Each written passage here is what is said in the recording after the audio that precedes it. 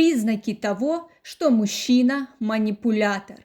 Материал будет актуален всем девушкам, которые не хотят иметь рядом такую личность.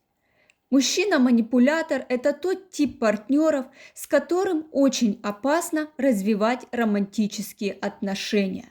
Порой мужчина просто неосознанно начинает манипулировать девушкой, чтобы получить определенную выгоду от нее.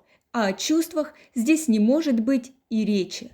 Но не надо паниковать. Есть несколько признаков того, что мужчина на самом деле является манипулятором.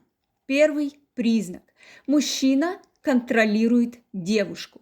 Манипулятор всегда будет акцентировать внимание на то, где проводит свое время девушка, с кем общается и чем занимается.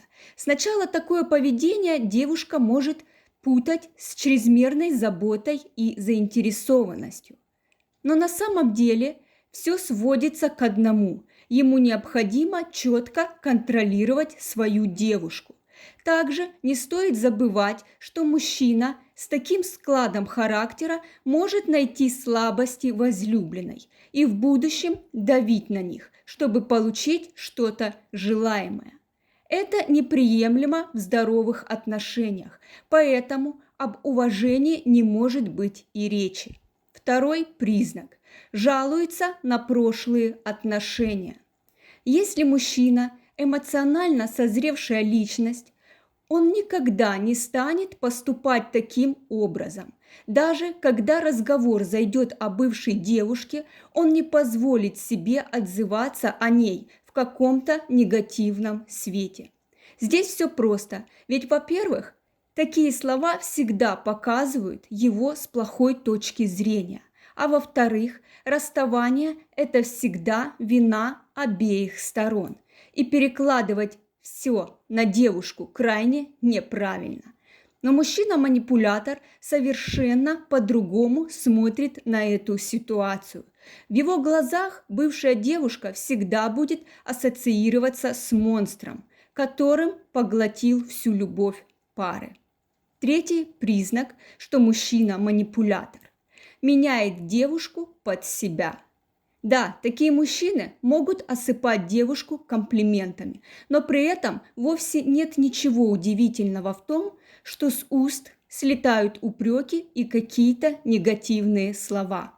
В один момент девушка может услышать, что ее определенные увлечения или привычки стали причиной неких проблем в отношениях. К тому же они могут быть самыми безобидными, например, шопинг или работа. Далее он настаивает на том, чтобы девушка избавилась от такой особенности своей сущности.